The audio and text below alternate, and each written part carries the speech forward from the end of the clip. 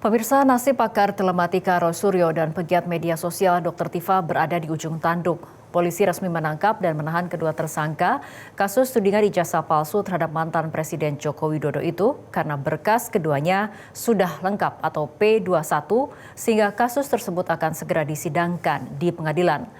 Lalu apa jurus Roy Suryo dan Dr. Tifa menangkal jeruji besi di meja hijau?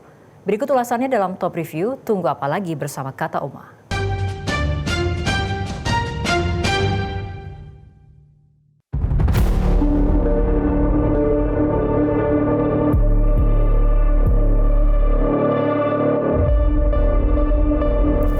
Jumat 19 Juni 2026, pakar telematika Roy Suryo dan pegiat media sosial Tifauzia Tiasuma alias Dr. Tifa yang merupakan tersangka kasus tudingan ijazah palsu terhadap mantan Presiden Joko Widodo resmi ditahan oleh Polda Metro Jaya.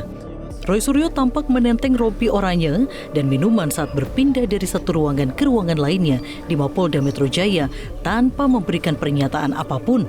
Sedangkan Dr. Tifa terpantau sudah berada di sebuah ruangan bersama beberapa penyidik. Dalam konferensi pers, Direktur Reserse Kriminal Umum Polda Metro Jaya Kombes Pol Iman Imaduddin menjelaskan, penahanan terhadap Roy dan Dr. Tifa dilakukan setelah keduanya ditangkap sebab berkas kasus tudingan ijazah palsu kepada Joko Widodo telah lengkap atau P21. Selanjutnya, sebagai bagian dari rangkaian proses pelimpahan tersangka serta barang bukti ke Kejaksaan Tinggi DKI Jakarta, Roy dan Dr. Tifa pun langsung diamankan. Bahwa pada hari ini kami dari penyidik Ditreskrim Polda Metro Jaya telah melakukan pengamanan terhadap para tersangka, yaitu saudara RS dan saudari TF, sebagai bagian dari rangkaian proses untuk melaksanakan penyerahan atau pelimpahan tersangka dan barang bukti dari penyidik Ditreskrim Polda Metro Jaya kepada Jaksa Penuntut Umum Kejaksaan Tinggi DKI. Sebelum ditangkap dan ditahan oleh Polda Metro Jaya, Roy Suryo sendiri masih menghadiri sebuah kegiatan di Bandung, Jawa Barat bersama kuasa hukumnya Refli Harun dalam forum yang dihadiri berbagai elemen masyarakat. Menurut Refli, saat itu tidak ada tanda-tanda penangkapan dan penahanan akan dilakukan kepada Roy Suryo. Apalagi, proses penanganan perkara tersebut seharusnya sudah tidak dapat dilanjutkan karena dianggap telah melampaui batas waktu penanganan sesuai ketentuan hukum acara. Ketika itu, Roy Suryo tampil cukup atraktif. Selain menyampaikan pandangan terkait kondisi politik nasional dan evaluasi pemerintahan, ia juga sempat memainkan wayang kulit yang berisi sindiran politik kepada Joko Widodo. Roy Suryo juga memperlihatkan sebuah kaos komik mirip Joko Widodo yang bertuliskan pesan bernada satir yang ditunjukkan kepada pihak-pihak yang dianggap melakukan kriminalisasi terhadap dirinya. Setelah acara selesai, keduanya sempat berkumpul hingga sekitar pukul 00.30 hingga 1 waktu Indonesia Barat sebelum berpisah di kawasan Kuningan, Jakarta. Ya, kita kan nggak bisa kemudian menanyakan kepada pihak yang hanya melakukan perintah. Kalau dia mengatakan, salah seorang penyidik mengatakan, ya kami cuma melakukan perintah bang katanya. Nah pertanyaannya adalah siapa yang membuat perintah tersebut? Apakah yang membuat perintah tersebut itu ada pesan-pesan dari pihak lain? Kan selama ini kan selalu ada provokasi agar Roy Suryo ditangkap, ditahan dan lain sebagainya. Padahal sekali lagi ini kan bukan sebuah kejahatan yang dalam hukum pidana dikatakan mala in se, yaitu kejahatan yang dari sononya kejahatan seperti pembunuhan, korupsi dan lain sebagainya, penyiksaan dan lain sebagainya. Tapi ini adalah sesuatu di gray area, wilayah yang benar nggak bahwa ini adalah pencemaran nama baik? Kami mengatakan bukan. Ini adalah public accountability, tanggung jawab publik untuk mantan kepala negara itu membuat sebuah klarifikasi yang benar-benar memadai bahwa ijazahnya memang asli ketika ada warga negara mempertanyakannya.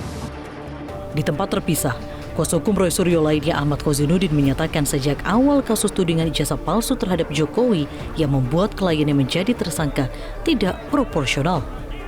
Menurut Kozinuddin, semestinya Polda Metro Jaya tidak perlu menahan Roy Suryo hingga proses hukumnya selesai di meja hijau. Saya melihat bahwa soal profesionalisme itu justru diuji pada penggunaan kewenangan. Apakah setiap kewenangan itu dilakukan secara proporsional seragam kepada kasus-kasus yang berkenaan. Nah, dalam kasus ini kan alasannya itu kan sebenarnya bukan soal kekhawatiran melarikan diri, menghilangkan barang bukti, atau mengulangi kejahatan lagi, tetapi soal proses tahap 2 di mana penyidik akan menyerahkan barang bukti dan juga tersangkanya kepada para jaksa penuntut umum, dalam hal ini Kejaksaan Tinggi DKI Jakarta. Dan kalau soal substansi itu tentu hal ini bisa digunakan kewenangan untuk melakukan pemanggilan, tidak langsung menggunakan kewenangan untuk melakukan penangkapan dan kemudian ditindaklanjuti dengan penahanan. Karena itu ini bukan soal apakah penyidik punya wewenang atau tidak, tetapi bagian dari kenapa penyidik menggunakan kewenangan untuk melakukan penangkapan, padahal penyidik bisa melakukan pemanggilan. Dan kenapa penyidik langsung melakukan penahanan, padahal di kasus yang lain, jadi kalau ini fair dalam konteks untuk pertarungan pembuktian di persidangan, tentu harusnya tidak perlu ada penahanan. Kenapa?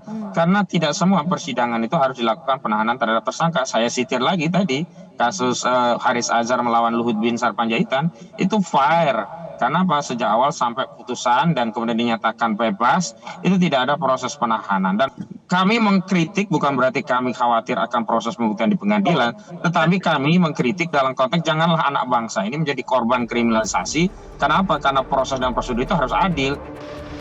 Senada dengan kuasa hukum Roy Suryo, kuasa hukum Dr. Tifa Abdullah Al-Katiri menilai penangkapan dan penahanan pada kliennya memiliki kejanggalan. Pasalnya, penjemputan paksa terhadap Dr. Tifa berlangsung di apartemennya saat ia akan menjalani ujian disertasi untuk program S3. Upaya paksa lah, kami kaget juga loh, upaya paksa. Kan seharusnya dipanggil baik-baik. Saya tahu kalau upaya paksa itu jika tidak kooperatif. Selama ini kooperatif.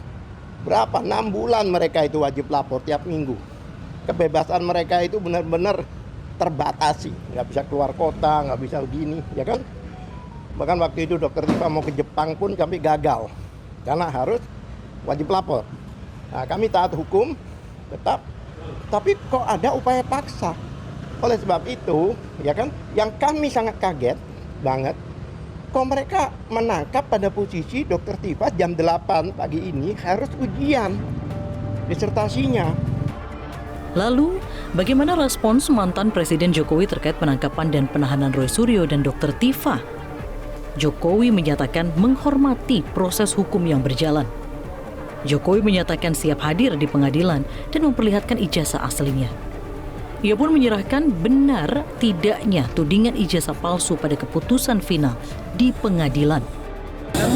Ya, kita ikuti proses hukum yang ada sampai nanti di sidang pengadilan, karena nanti pengadilanlah yang akan memutuskan. Kita ikuti. Nanti Pak Jokowi rencana akan hadir langsung di persidangan? Iya, akan hadir. Jadi Pak Jokowi memastikan akan membawa ijazah aslinya ya ke persidangan? Iya, sesuai yang sudah saya sampaikan. Masih di Polda ya Pak itu ya, jasa? Iya, masih di Polda.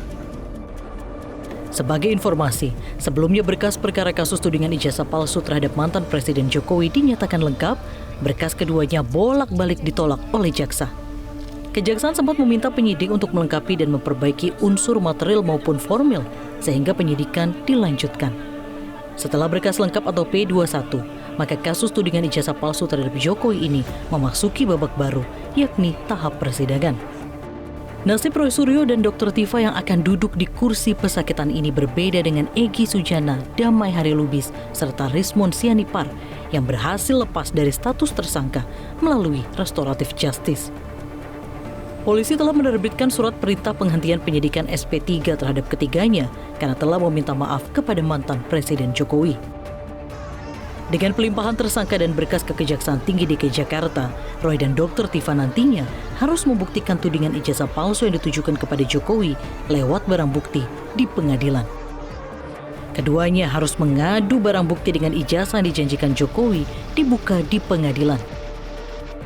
Apakah persidangan nanti akan menjadi babak akhir kasus tudingan ijazah palsu terhadap Jokowi?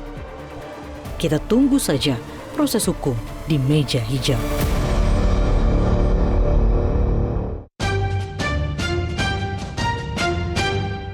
Jelajahi cara baru mendapatkan informasi. Download Metro TV Extend sekarang.